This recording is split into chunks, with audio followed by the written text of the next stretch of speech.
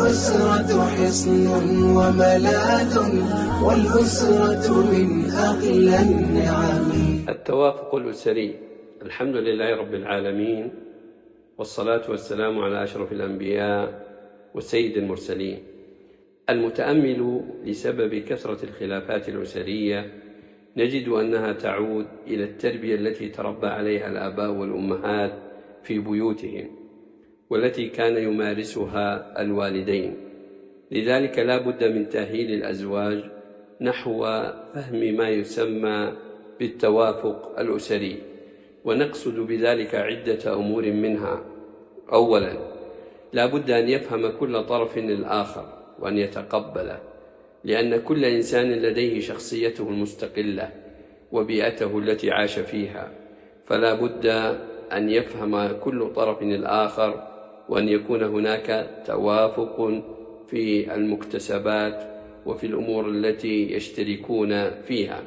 ثانيا، أن يكون هناك مساحة في المنتصف يتم الالتقاء فيها دائما، يكون فيها التوافق، يكون فيها الآراء مشتركة، وعدم الجنوح أقصى اليمين أو أقصى الشمال.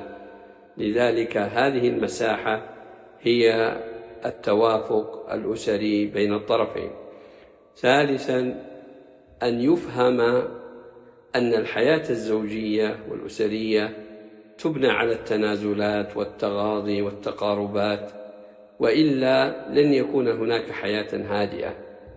إن هذه التنازلات هي التي توصلنا إلى حياة سعيدة، وهي التي يقصد بها التوافق الأسري. رابعا، الرضا بالمقسوم واستصلاحه والاقتناع به والتكيف نحوه، لكي نعيش حياة هادئة. وليس كل إنسان يريد شيئا معينا لا بد أن يحصل عليه، وهناك من الإيجابيات أكثر مما يتوقعه الإنسان، وهذا هو حقيقة التوافق الأسري. أيها الآباء، أيتها الأمهات، الحياة الزوجية هي التوافق بين الزوجين لنتمكن من الإبحار سويا في أمواج البحر العاتية في هذه الحياة الدنيا. يقول الشاعر: إذا كنت في كل الذنوب معاتبا صديقك لم تلق الذي لا تعاتبه. اللهم احفظ أسرنا وأبناءنا، وصلى الله على نبينا محمد. الأسرة حصن وملاذ، والأسرة من أغلى النعم.